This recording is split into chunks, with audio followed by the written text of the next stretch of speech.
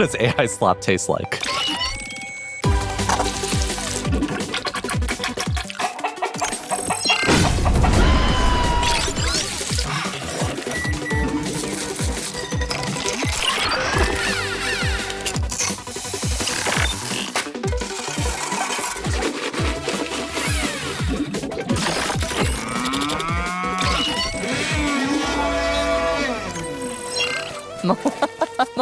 AI flavors, new from Lay's. Fuck, I would try it. I would too. God, I hate myself for that realization.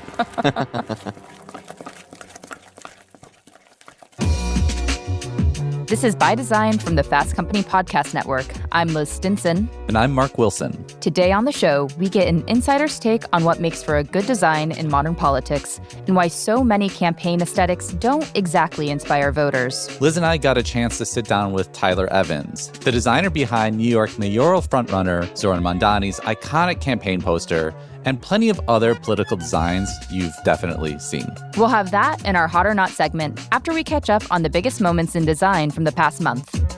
Mark, we're going to start by talking about AI slop. I have been hearing this phrase a lot recently, and I think that's partially because there have been a few big pieces of news that have brought the idea of slop into the general public's consciousness. So I think to start, I'm just going to run down some of that slop news. So a couple weeks back, OpenAI launched Sora 2, which is an app that lets people create AI-generated videos using their likeness or the likeness of other people. If you opt in, you have to agree to this. So for example, I could create a video of you, Mark, assuming that you have signed off on your likeness being used on the app. I have not, Liz. I have not. I could put you in any incriminating situation that I could think up, as creative as I want to get. So that launched a couple weeks back, got a lot of attention. And then there was also Meta launched something called Vibes, which is what I believe is an app that more or less does what Sora does, but like sloppier, if at all possible. And then there was one sort of counter to all of this. Pinterest also recently announced that it would let people control how much AI they see on its platform. So effectively, you can tune out the slop by, choosing to do so. Slopless mode. I don't know who would opt into slop mode, but apparently we all have opted into slop mode.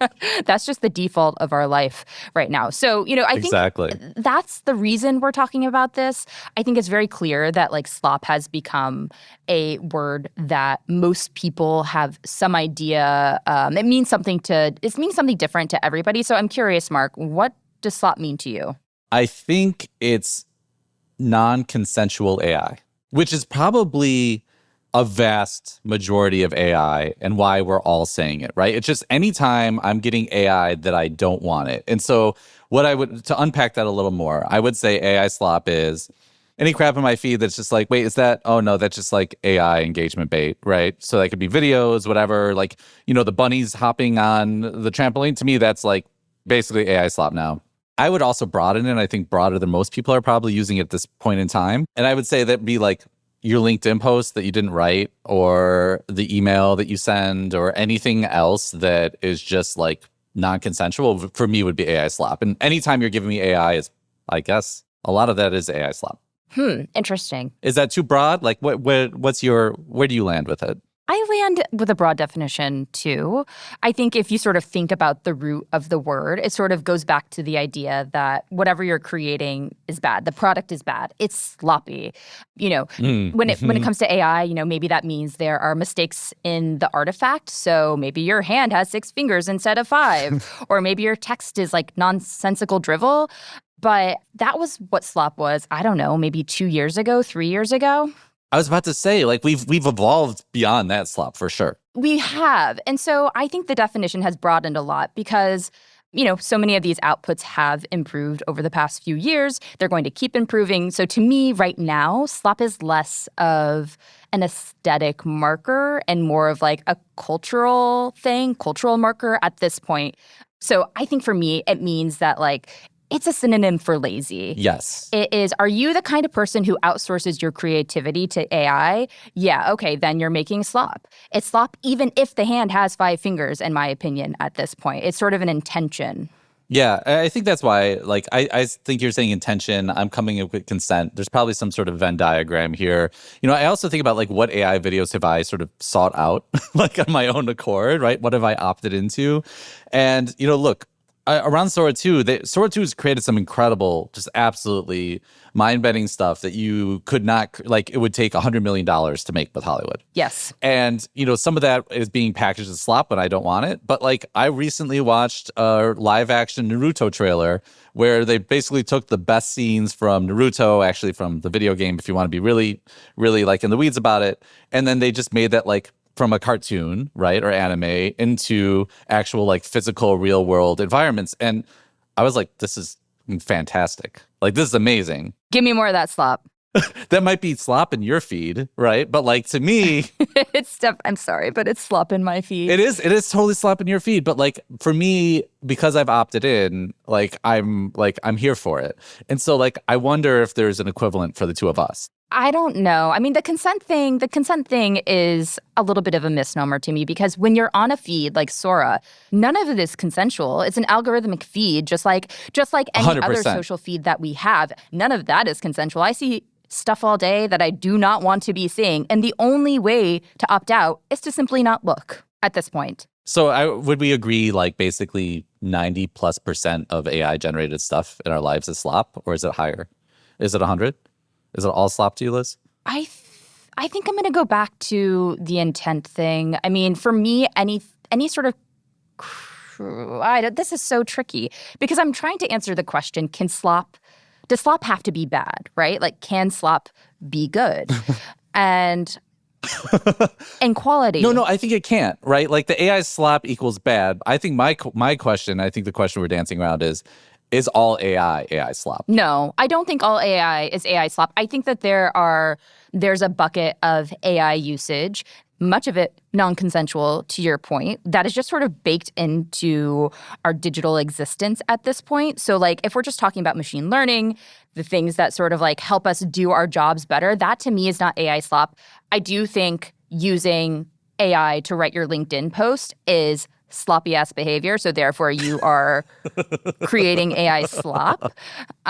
So, it's a fine line. Like, I think two truths can exist at the same time when we're talking about AI slop. But what is, like, very clear is that this is only going to continue, and I think we're just going to have to figure out how we create our own tuners, so to speak, sort of like our own Pinterest tuners, to tune to the kind of AI content that we want to prioritize as much as that's possible. I'm not sure if that's possible at all, but that's something to aspire to.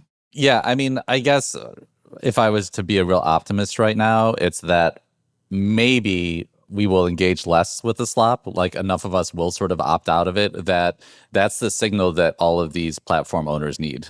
One thing that I think is really interesting now is that being anti-slop is a marketable trait. So, it is. It's basically like removing, like, high fructose corn syrup and replacing it with sugar, right? That's such a good metaphor for this. Yes. So, we see AI labs like Anthropic really trying to position themselves as the anti-open AI in some ways.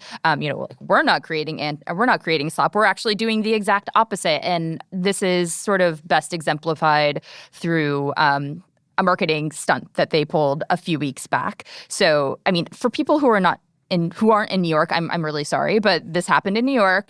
Anthropic set up an experience in the West Village. It was, like, inside of Airmail's shop, which is this like kind of bougie shop in the West Village where Graydon Carter started, whatever. Ex-Vanity Fair editor, legendary editor, launched this other publication. There's so much New York here. There are layers and layers of New York we have to excavate to get through the story. Sorry. Okay, go ahead, so Liz. but they in this store, they had this cute little activation where they had these hats that they were giving away that said thinking on them, which have become, like, a real signifier for people in the tech world. People were lining up around the block to get these dumb hats. I mean, they're cute hats, but, like, I would not line up. I don't line up for anything, and definitely not an AI marketing hat, a thinking cap. But, then they were making these, like, cute little AI generated poems tapped out on a typewriter. And the idea, obviously, is to position the company as the antithesis of slop. And I don't know how effective that is. I mean, I think that like people were going nuts over this campaign, and probably simply because AI has not really been positioned in that way. And it came out at a fortuitous time, right when Sora 2 launched. So it was just like this yin and yang on the AI. It is 100% like Coke and Pepsi level like marketing battling, right? Where you Yes. have like a few really big, powerful companies that make a product that is largely indistinguishable from the other to most people, right? Yes, like absolutely. in a blindfold test, like who is going to tell an Anthropic like result from an OpenAI result? However, right, in positioning and marketing and all of these things, right, like they can distinguish themselves and they can like virtue signal, like we're the better AI, right? Totally. It's a real choose your player moment. Exactly. Who do you feel like is best representing like your own intentions when you're using AI? 100%. But I mean, that said, like I'm very interested to see like what are the guardrails? Like how does this then impact the design of the platforms? What they allow us to do, the slop we can generate or not generate, right? Like the water, the energy, and sort of everything else there. I think like this could be a really interesting return to like values-based companies. We're going to see what the values are based upon literally what these companies do. Yeah, I mean, I think values-based companies in the age of AI is a tricky idea to begin with. That was journalism slop I just presented, perhaps. We've all got slop in us, Mark. It's okay. Next up, we're talking about Nike. Earlier this month, Mark, you went to Beaverton, Oregon to visit Nike headquarters. Yes, and I was just there last March, so it was a recent enough return that I'm like looking around like, I mean, I recognize everything still. But a lot has changed, right?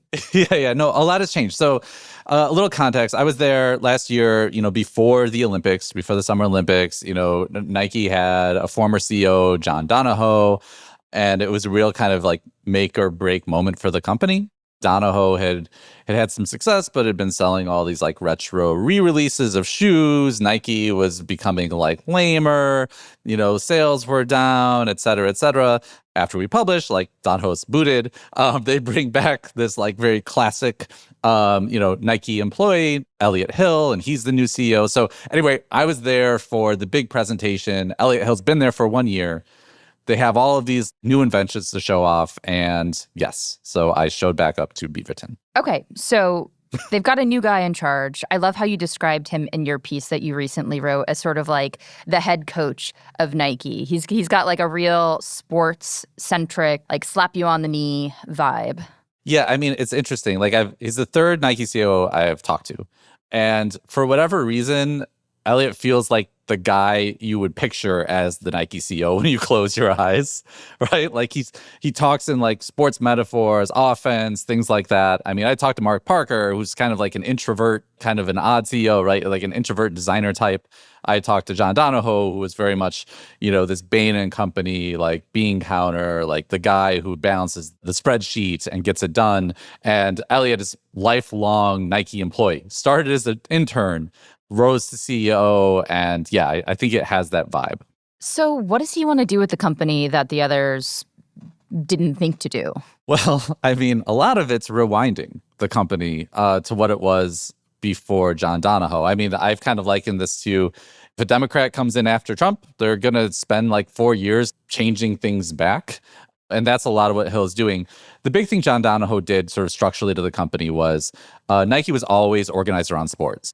Innovation teams were on basketball or football or whatever else. And Donahoe came in and said, nope, we are going to reorganize the company under the way we sell things, men's, women's, and children. And so he actually like changed the innovation teams, changed the structure, and all of a sudden that changes the way sort of things are being built. You're designing things differently because you're just designing them under like the men's umbrella. Right, but what does that result in when you change that framing? I mean, what Nike argues it results in, and what I think Hill argues it results in, who is back to sport, right? Like he's rewinded back to that, is that you're not hyper-focused on what makes the basketball player jump better, what makes the marathoner run longer, faster. You're not sort of keyed into these like really sport-inspired innovations that Nike will say, like very straight-faced, drive everything they do, right? That is sort of the inspiration behind everything else. I understand that from like our reason of being, our ethos is we are a sports company. Everything we do is driven from this idea of the athlete. But at the end of the day, Nike is a company that is trying to sell the average person, not an elite athlete, stuff to wear. I don't really understand that trickle-down effect. No, I think like especially, so much of their business is lifestyle stuff, right? Like the modern Air Maxes are not performance shoes. Like these are lifestyle shoes built to walk around and feel interesting and look cool when you're walking around. So look, I think there's a lot of tension here in the narrative. So when I was at Nike, they showed off like really some incredible new inventions, right? Like this exoskeleton shoe, this inflatable jacket that instead of down, right? Like it just uses air and it keeps you warm with air.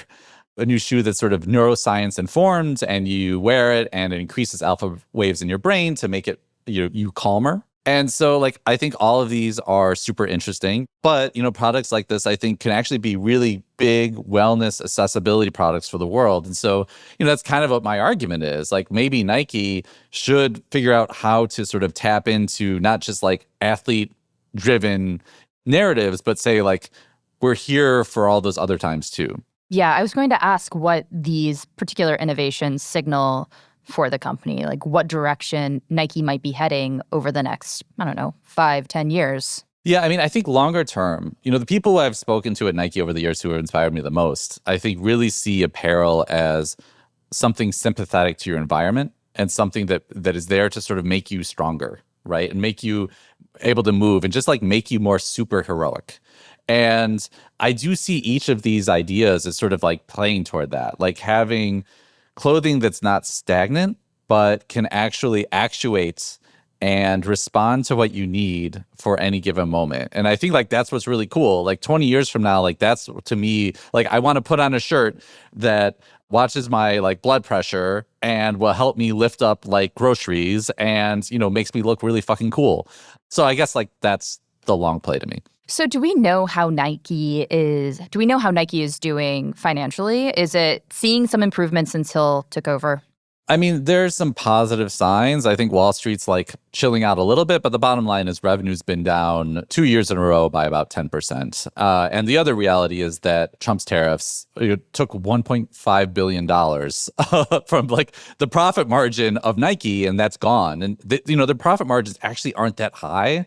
So I think that number really sucks. How do you overcome that? That's a huge number.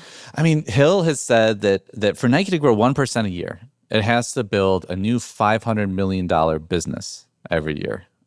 And so that's a big question. For now, the answer is that they want to sell just more stuff. In all parts of the world, they're not selling stuff in, and that's where their immediate gains are. But I think those long-term gains are in, can they commercialize an exoskeleton? Can an inflatable jacket under a new brand, Nike ACG, right, rather than just like Nike, can they expand their purview into sort of outdoor and other things other than like track sports?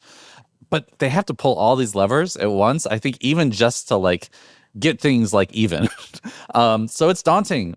All right, we've got one more thing to talk about, and that is the fact that the President of the United States is tearing down part of the White House to build a $300 million ballroom. Yes. Photos surfaced last week showing construction crews tearing into the East Wing's facade and the windows, despite the White House not actually having approval from the federal agency that signs off on construction and major renovations to government buildings in the D.C. area.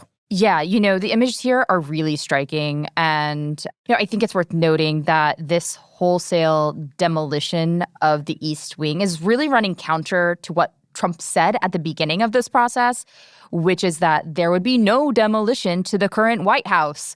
That's what he said. I'm surprised. Yeah. No, I mean, that is obviously not true. I mean, we have the cranes and the demo trucks there to prove it. But, I think a lot of people found this really shocking, right? That this was possible, that you could just totally demolish a historic building like this. I don't know. I think probably like you, I've been unpacking it since I saw the original image, which I can like still see, right? Like this gaping hole in the White House. And it's interesting because I don't consider myself a traditionalist by any means. And like I look at the White House and like Nate Berg wrote a wonderful piece for us, like breaking down just how many changes have been made to the White House over the years, and they're all controversial. Like, you can't touch the White House without pissing somebody off, right? Whether it's like the Rose Garden being considered elitist when it was made. I mean, I'm thinking about like, Carter putting solar panels out and then Reagan being like, we got to put those solar panels back away. Like, we're all about fossil fuels. So, it's always like tied up with the symbolic importance and sort of everything else. I mean, the East Wing itself was originally built in part to cover a bunker, right? Like, there was an emergency bunker during World War II by FDR. So is it, it was basically like a facade put on top of a basement. I don't know, like all these reasons I don't find it precious, but for me, why not just like put a tarp over it? Like that's to me what was really hard. It's like just the visual symbol of it being out there and not any sort of carefulness put to the presentation at all. It's not just about presentation in my mind. It's also about the process. Now, I think that there are sort of like varying degrees of okayness here based on who you talk to, right? Like maybe he didn't get permission, but there is an exemption to the White House when it comes to historic preservation that allows you to alter the White House. And when Nate was writing this piece, I was curious and I asked him, I was like, why is the White House exempted from historic preservation rules? And part of the thinking here, and nobody has said so explicitly, but in the people who he interviewed, they basically were like, we have to be a little bit agile when it comes to the White House because security needs will pop up. You're going to have to be able to alter the White House without having to jump through a bunch of hoops. Yeah, I talk about this moment as a symbol, and I do feel like it is going to be one of those things when we look back like 5 years from now, there are a few like key visual moments, right, of the Trump presidency. I think his fist pump sort of after the attempted assassination would be one of them. I think this would probably be one of them as well. We've got more on the intersection of design and politics in our interview that's coming after the break.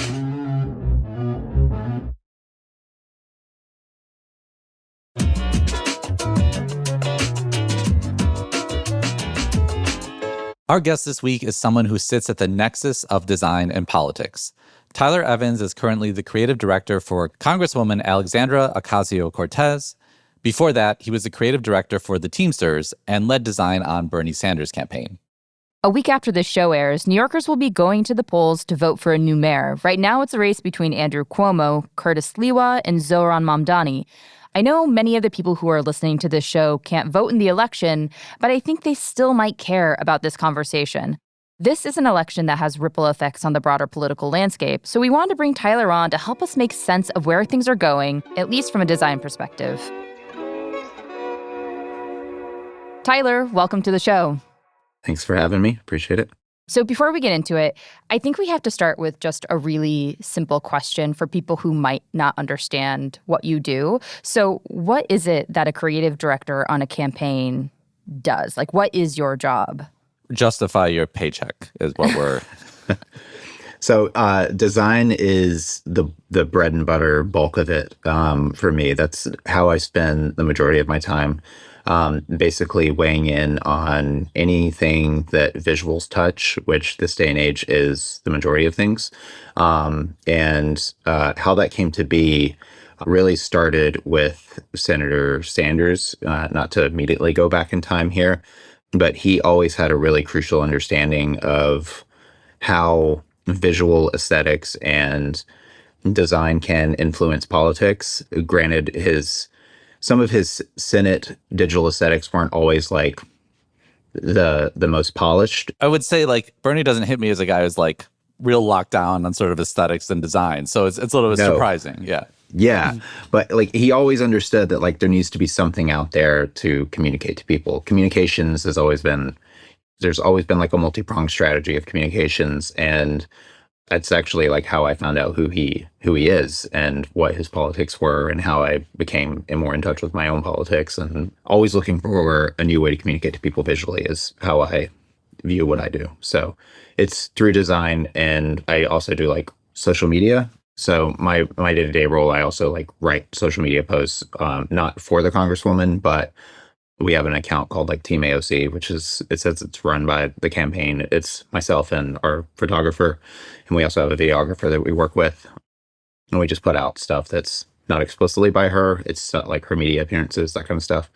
And it's just stuff that we want the campaign to be putting out there, stories of people within the campaign district, and just stories that we want to tell that she can't tell herself explicitly, like through her voice, but we tell for her through creative ways. So what I'm hearing is that it's not just a poster, it's not just social media, it's sort of this all-encompassing communication between the campaign and the people who you're hoping to reach. Yeah. It's just any way that we want to tell the story of the politics that we represent, and any number of ways that can represent itself, visually on the internet or not on the internet, honestly. So I want to get into some of that, but also want to frame up this conversation because we thought right now would be a really good time to talk to you. You had a small, but I would say very important role on the Zorhan Mamdani campaign. You created the poster for Mamdani that I see everywhere living in Brooklyn. It's based on the branding work done by the team at Forge, which is really, really great. It has all of these visual callbacks to the city with like the MetroCard yellow and the Mets blue and the fire engine red. But I would really like to understand from a design mind, someone who actually creates these assets, why you think this brand and this poster in particular has been so successful. To my mind, it took me going to New York once the poster was out there to kind of understand like why people were vibing with it the way they were. And to Forge's credit and Anish, who did the whole brand suite, it's kind of like a love language to like the bodega visual aesthetic. And so there were visual cues, there was references to the New York Post and their visual languages and just their logo type. There were visual cues with the hand lettering in the old school bodegas and how the New York signage used to look when they would hire individual hand-painted sign letterers to come out and do their signage. So there were all these old references, and I just kind of downloaded that and then put a little bit of kind of like a Bollywood aesthetic in there with a nod to Zorhan's mom in there as well, and just kind of pushed that all together. And it came out how it was. And there were like 12 drafts before it, and we stumbled upon this all together, and Zorhan was very involved in it, as well as one of the deputy campaign managers. We all worked together on it, but I think it represents the city pretty well is the short answer for it. It feels right in the windows. This is obviously an audio medium, so for anybody who has not seen this poster, I actually think Tyler should do this for us because he created the poster. Can you please describe for us what it is you made? Yeah. So the poster is just to kind of audibly walk through a visual thing here. It's a poster. It's orange, I would say, like yellow orange, I would classify kind of. And it's got a thick blue border, very bold type at the top, Democrat for mayor, candidate's name, all caps, Zorhan, and the logo type, the kind of hand drawn. And then Zorhan's headshot in the middle with vote June 24th and the original primary date off to the side. And then for a New York you can afford with his URL down at the very bottom, Zorhan for NYC.com. And then if you flip over on the back, or some bodegas have been hanging them side by side, there is a very transit-inspired backside to the poster with the MTA plot points inspired with the platform of everything Zorhan has promised to do as mayor of New York City, with everything that a lot of folks have memorized and have very much internalized. So that was really helpful. I think people might have a better idea of what we're talking about now. But what strikes me about this is that I think intentionally, through your work, but also the work from the team at Forge, like this does not look like any sort of political poster that I have seen in the past. I think that like there are some hallmarks of progressive politics that we can get into in a little bit. But to me, the reason this took off is because it's totally unique.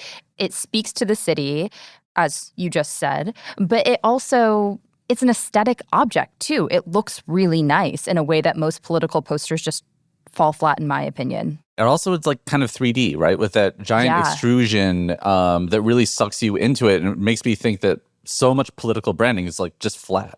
Yeah, I mean, that was kind of the I was playing around a lot with this kind of approach in typography and like other projects, and I finally landed on like his logo was it had a little bit of the drop shadow effect already, and I just kind of just really went overboard with like maximalist extension of it. You were like, go flat or go really, really, really deep.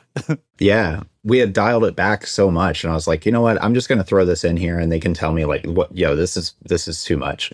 But they loved it, and it helped that it like drew them in, like it draws the eye to Zorhan, because like if no one knows what he looks like or who he is, that's what he was struggling with at the time. Like he says it all the time now, but he was literally losing to or tied with someone else, like the name someone else in the polls at the time when he announced. So he needed his name to get out there and people to know who he was. But you know what's interesting to me is that when we were talking to Michael Beirut for our first episode, he was talking about the Obama logo and how that team had apparently, they were coming up with ideas for the visual identity for Barack Obama, and they presented him with something that felt a little bit too corporate in his mind. And the argument there, at least at that point in time in history or political history, the argument was basically like, nobody knows who you are, so nobody's going to confuse you for like the corporate suit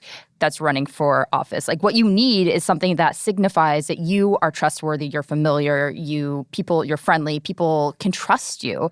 And I think it's interesting that, Mamdani is not a known quantity, and yet he sort of leaned into that as opposed to going in that corporate direction. Yeah.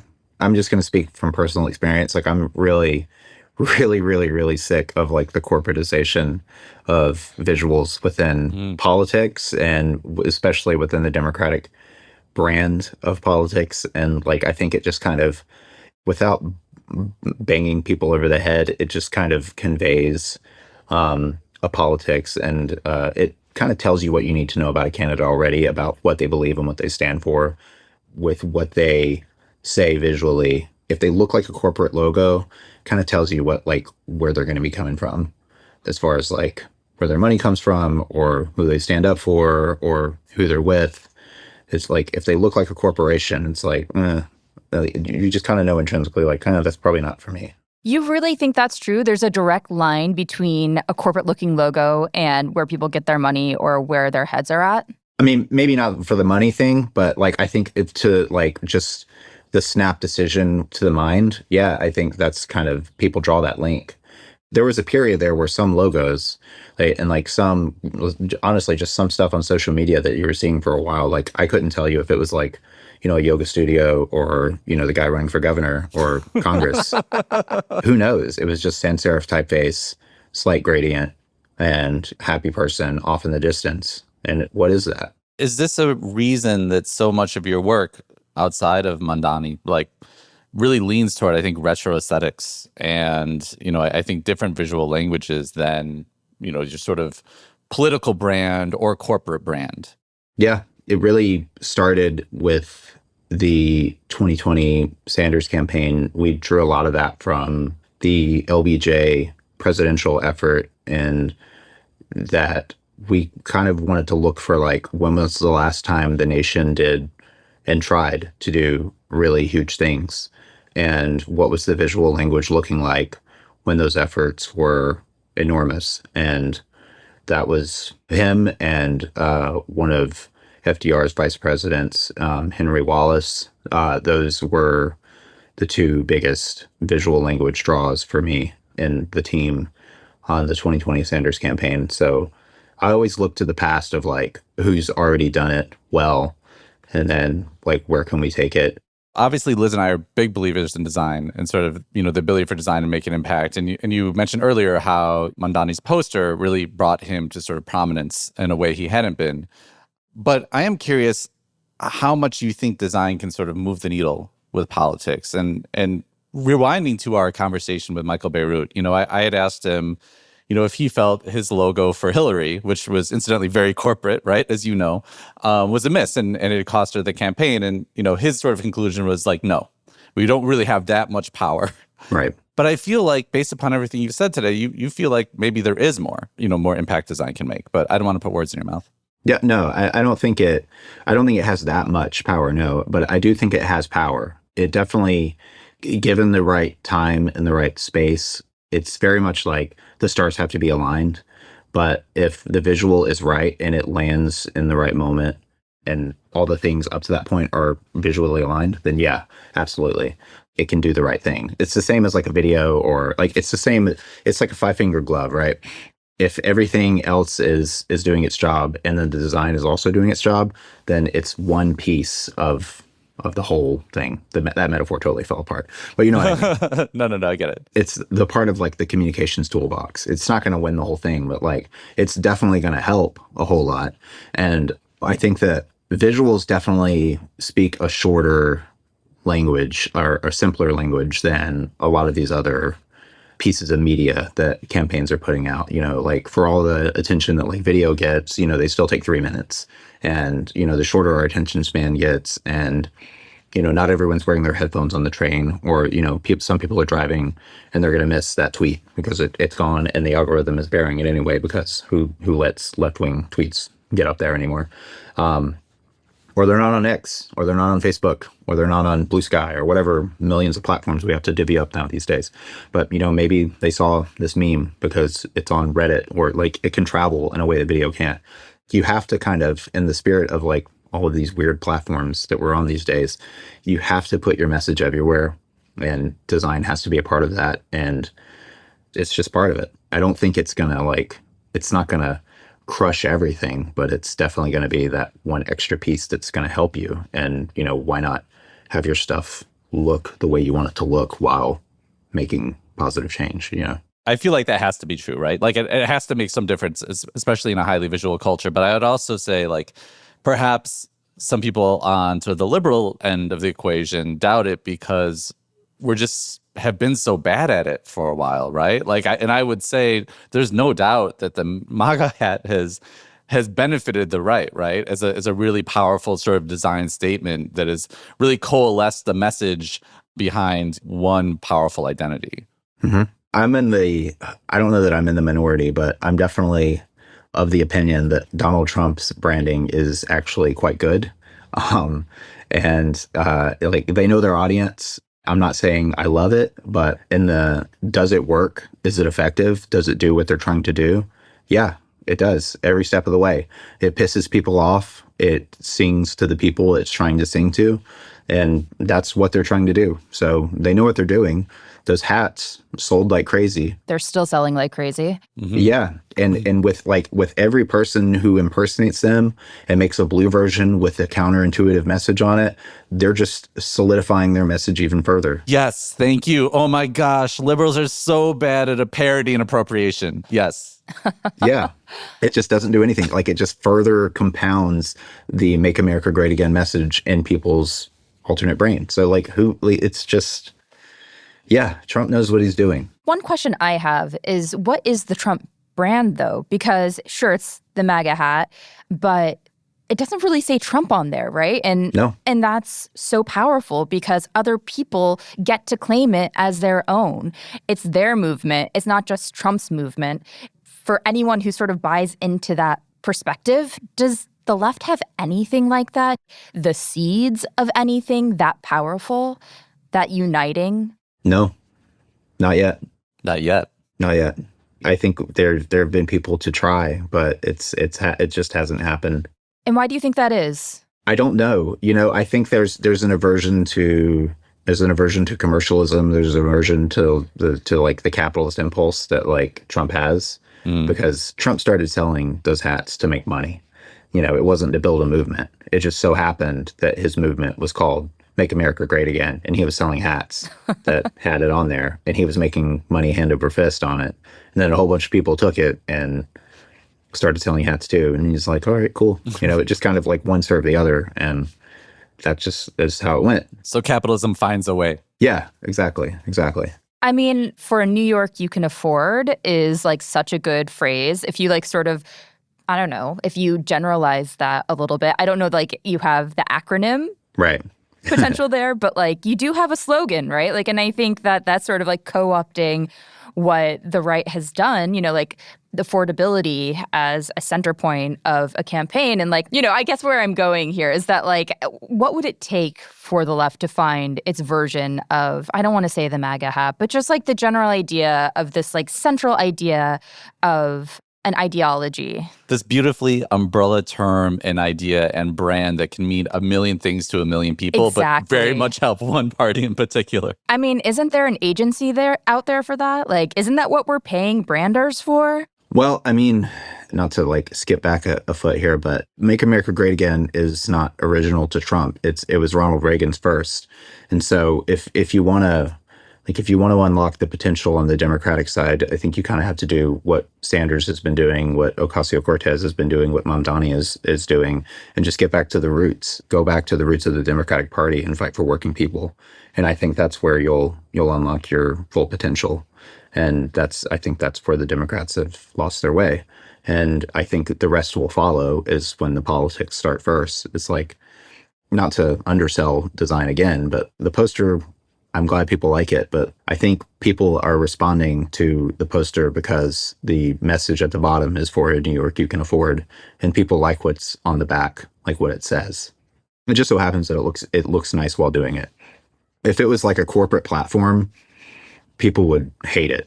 If it said for New York, you can eventually afford with, a loan that you can repay within 6 years at a 2.6 interest rate. I'll take 2.6. Yeah, I'll take 2.6. Put 2.6 on the poster. I think you'll get some voters. But you know what I mean? Like these like these mealy mouth liberal approaches that people do. It's like, no, it's simple. It's easy to understand. It's like anyone can get it. It's affordability. It's simple.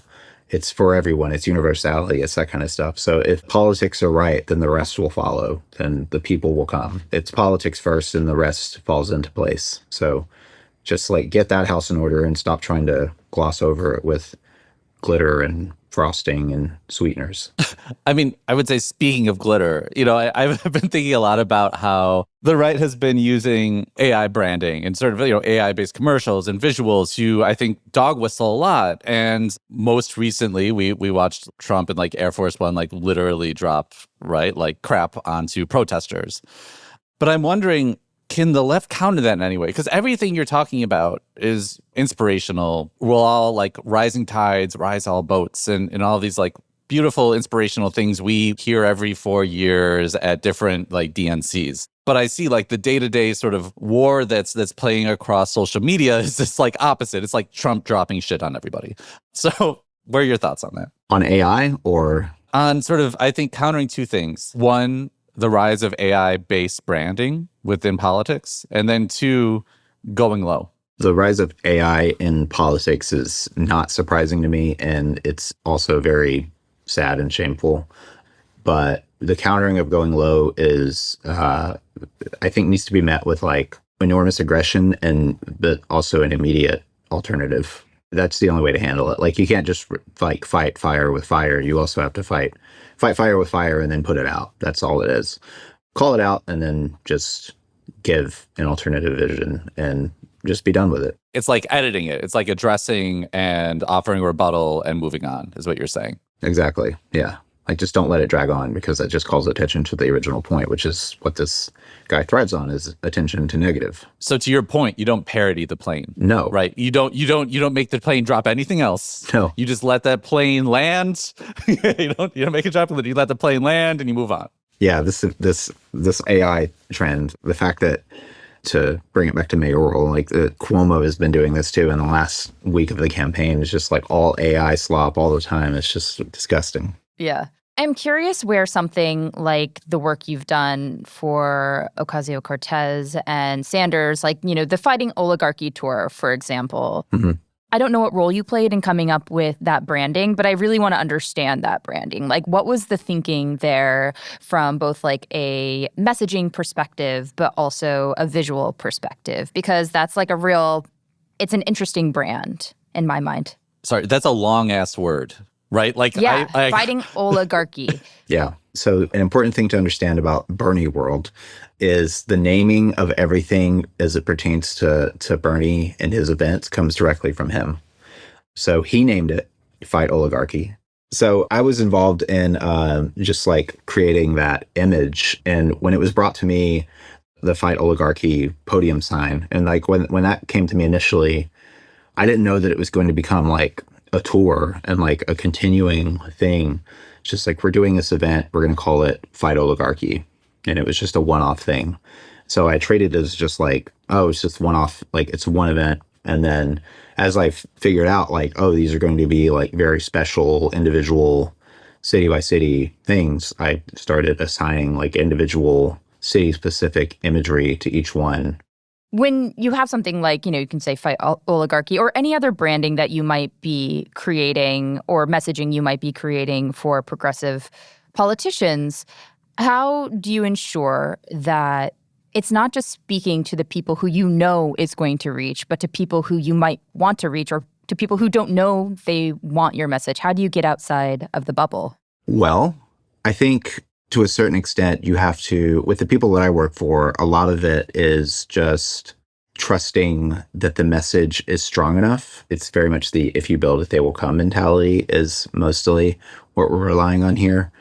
And with our approach on social media, I do a lot of studying of the algorithmic return on Facebook and how the graphics themselves are actually performing. So I will go in to the back end on Facebook every month or so, however often the data actually like gives me that knowledge. And I'll study like what's doing well and which colors are performing better and like how am I placing type here? Where am I placing the subject in the graphic? With Bernie, it was, where is he? Am I showing the back of him? Am I showing his face? If his face is showing, is he happy? Is he frowning? Is he angry? Is there a crowd with him? Is he zoomed out? It was very like granular.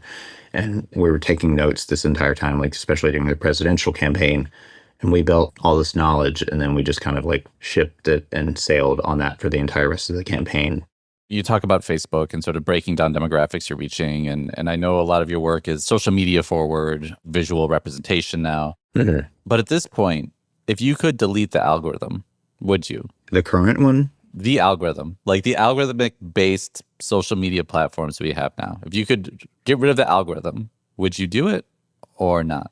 In their current forms, yeah, I probably would, because they are so far skewed. But in the last like 10 or so years, 11 or so years that I've been in politics doing social media and design, the algorithm has skewed so far from like the center of where it was and like no political skew at all to just being completely off the rails to the right. And it was so gradual at first. From when I started, like I had the reins of a Facebook page for the first time in like late 2016, early 2017.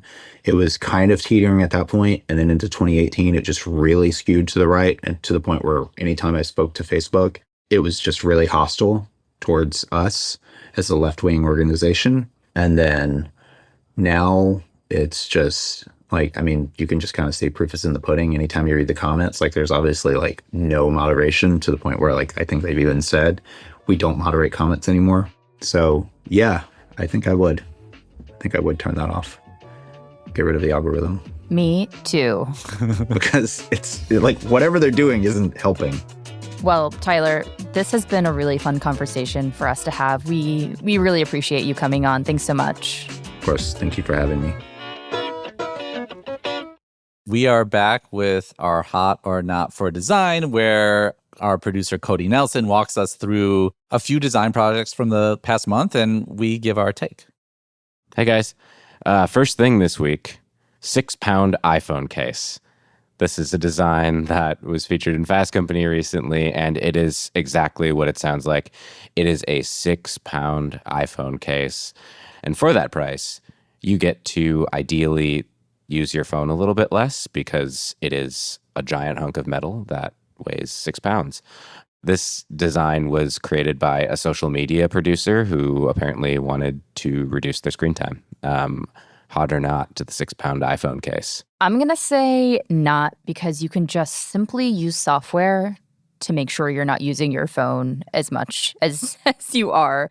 I mean, I don't need to be carrying. I think it's creative. I think it's a very interesting solution. It looks like the Cybertruck of phone cases, which I guess is kind of cool, depending on your perspective. Dang, you just made me want it. I mean, yeah, look, I think aesthetically it's very interesting. I think functionally, which is obviously not the point, it's a not for me. Yeah, I'm gonna go with a not on this one. It does feel like it was designed by a social media producer. Like it feels like it's just a product meant to go viral. So I think it's an interesting conversation point, but we're gonna not. Yeah, I'm so out on all these physical items trying to get you to use your phone less. I tried one, really hoping it would work, and it did. It probably made my phone addiction a little worse. You know what really works? Mm-hmm. Just leaving your phone outside of your bedroom when you go to bed. Yeah, that has also been the only thing that's worked for me. Okay, we're going to go to a trio of brand updates next, and I think we might be getting some of our first hots of the day in here. All right, rebrand time.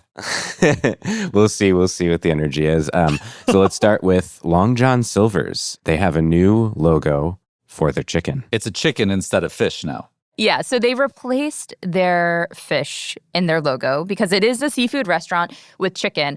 I think conceptually this is hot for me. Execution-wise, it's a not for me. I think it's very clever. I know it's a little gimmicky, but they're trying to lean into the fact that people just really like to eat chicken. Chicken is like the number one seller on every fast food menu. So they sell chicken too. They want a piece of that. So I would say I'm reverse. Conceptually, I'm a not. Wait, what were you? No, that's right. I was conceptually a hot, execution-wise a not. Yeah, I'm conceptually a not and execution-wise a hot, I guess. And so what I mean by that is, look, I was a kid who didn't eat fish, but would go to Long John Silver's and be like, you got to try their chicken. So like there's a long lead here to justification of this rebrand. I just feel like the name is weird. Like the name clashes with the chicken. And I feel like if they're really going to like do they're clearly like fighting themselves over how they evolve their company and their brand in a way that makes sense. But like dudes named Long John don't sell chicken. So like that's where it breaks for me. Yeah, it breaks. And it's also sort of like, I don't know if this is a long-term thing or if it's a short-term gimmick. We reached out to them to ask. They never got back to us. So we'll see if there's still a chicken in the logo next month. If it's just a gimmick, zero. Like very not. I'm like, yeah, Very just not. say. Yeah. Spit out the chicken. Sorry. All right, let's go. What's next? What's next, Cody? This has to be a hot. I think it looks awesome. The Domino's brand refresh. Domino's. They put a couple extra M's in there. They got Shabuzi to sing a Sonic logo for them. But probably most notably, they updated their color palette, packaging, and font.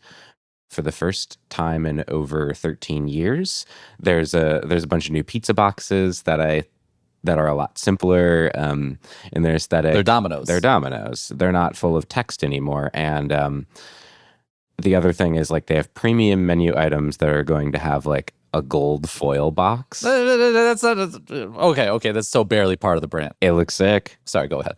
No, that's where I want to end it. Hot or not, Domino's. Yeah. Oh, there's like some stank face being put out by Liz right now. No. I think it's a hot for me because I really like the hat. They have this hat they have a red hat and a blue hat, and it has a domino on it, and I think it looks cool. Which hat do you wear? I would probably wear the blue. Red's not my color. But I think they did a good job with this, right? Like, it's a classic logo update or brand update, and they executed it well. I think it looks really good. It makes me want to order Domino's. So mission accomplished. Yeah, so this is a hot for me. I have one big asterisk though, which is my favorite part of the brand is like the big Domino style like pizza boxes. And they did that in the UK. JKR made that design, and that was years and years ago. And they just like didn't sort of articulate that in the US. They like tweaked it a little bit, but it's very much like an idea they've had going.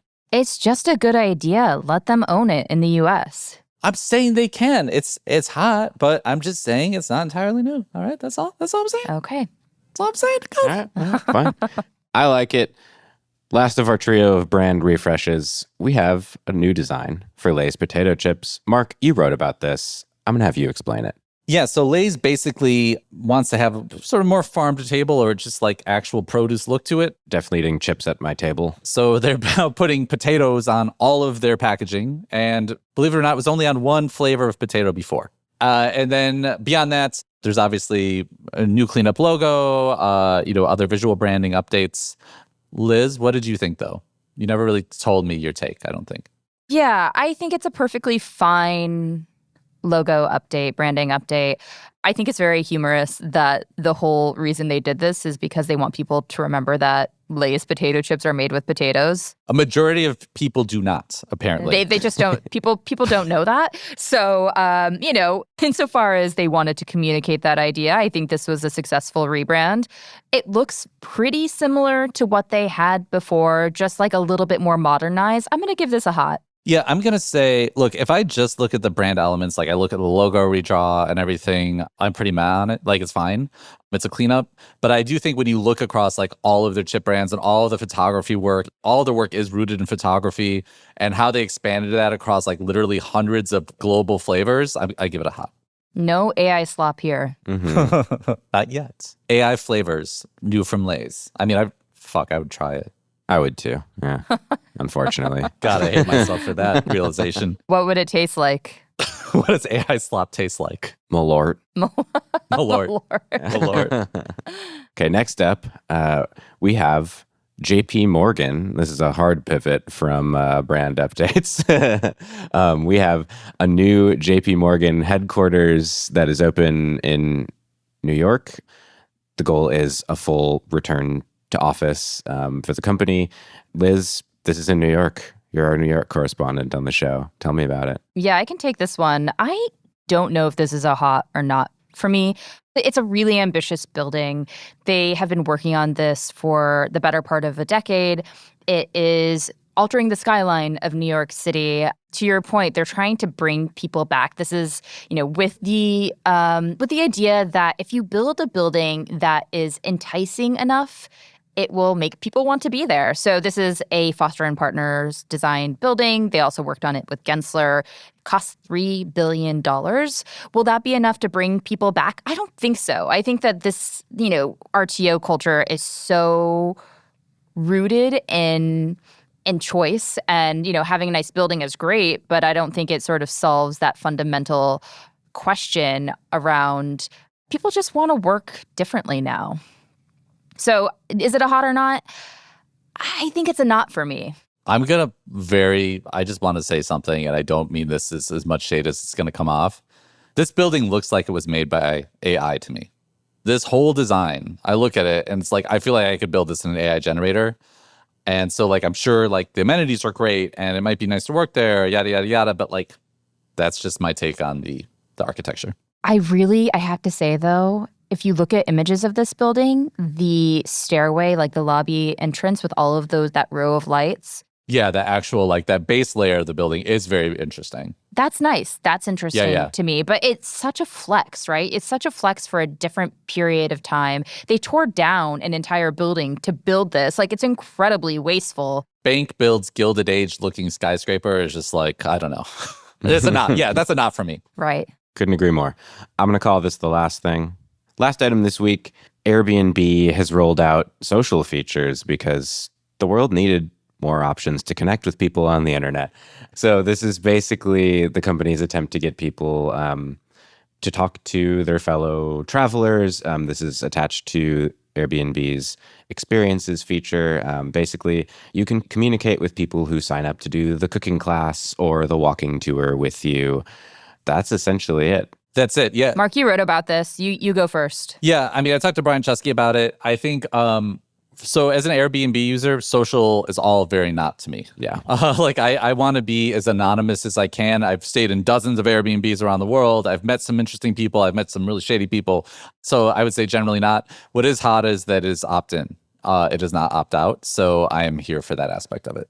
Yeah, I'm kind of a not here as well. I appreciate the effort. I think the thinking is in generally the right place, but from my own personal experience, like Mark, I'm generally going to an Airbnb on a trip where I want to, it's my own thing. Like, I don't necessarily need to connect with people down the street or someone who I went snorkeling with. But I will say that I think that this will be useful for a lot of people, and it makes a lot of sense for Airbnb to be moving into this space. Yes, it's a hot for others, I think. It's a hot for others. Yeah, hot, not for me, hot for everyone else. Mm-hmm. Except Mark. That's all for today's episode. Our show is produced by the 6-pound iPhone case-carrying Cody Nelson and mixed and sound design by Nicholas Torres. Our executive producer is Josh Christensen. Remember to subscribe, rate, and review wherever you get your podcasts, and we'll see you next month.